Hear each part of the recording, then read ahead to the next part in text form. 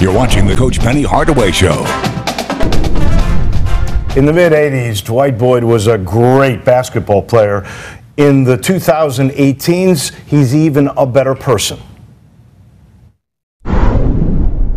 It is a real pleasure to be sitting next to Dwight Boyd.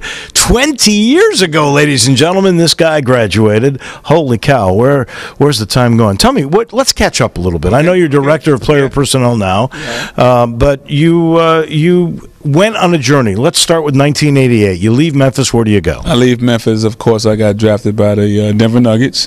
I went from Denver Nuggets to the San Antonio Spurs, and after that I went played in the CBA, which is now the Development League now in Rapid City. Did that for about a year, came back home, worked for Pepsi, was with Pepsi for 22 years.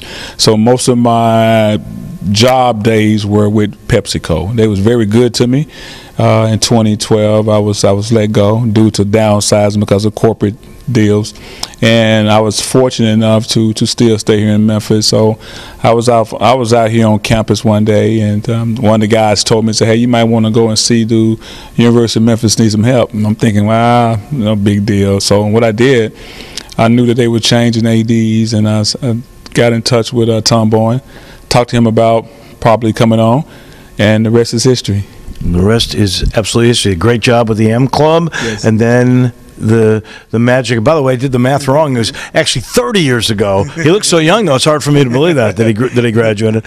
And then Penny says to you, "Come on over." How did that work? Well, I tell you what, it was kind of unique situation between me. I've been knowing Penny a long time, and when he became the coach at East High School, he's always so innovative in terms of trying to get his teams prepared.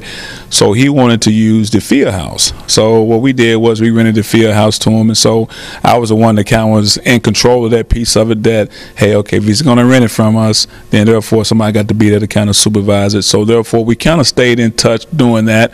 Then once he was talking about it, then when they hired him, of course I had to put my 2 cents in, and matter of fact, it worked out just perfectly.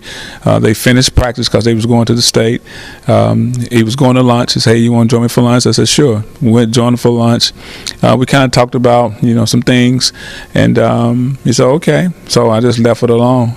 Then here, maybe 3 weeks later, he called me on the phone, and we talked some more. When he got the job, told me what he had and would I be interested in doing it. I said, no question about it. So it's just giving me an opportunity to give back what the university gave to me. Now, in your role as director of player personnel, what exactly is that? What do you do? Everything but coaching. I tell you what, discipline, making sure that the kids go to school, making sure they study halls on time, making sure that the incoming freshmen have everything they need to become a freshman in terms of the ACT scores, making sure they get reading all the requirements that they need. So therefore, it's a smooth process. And we try to bring them in the summertime, therefore get them acclimated to this college regiment that we deal with all the time. So my hand is full, that's for sure. Sounds like a fulfilling job, that is for sure.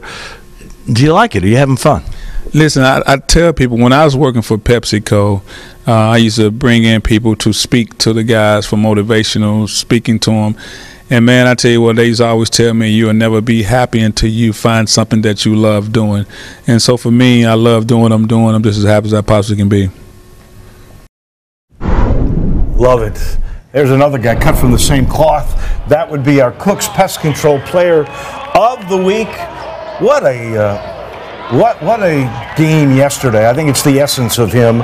Ties a career high in steals, way up there with 8 assists, only 1 turn, and when it was time to take over the game, he only gets 19 in the second half. Yeah, first to talk about Dwight Boyd, what a great man. I'm just so blessed to have him. He loves the city of Memphis, and we love him. And Jeremiah Martin, I'm loving where his game is going. He's playing great basketball right now. He is playing like a senior leader, isn't he? Absolutely. It is a fun thing to watch. We take the break, and when we come back, how do the players think about the new year? What would they like for 2019? That's next.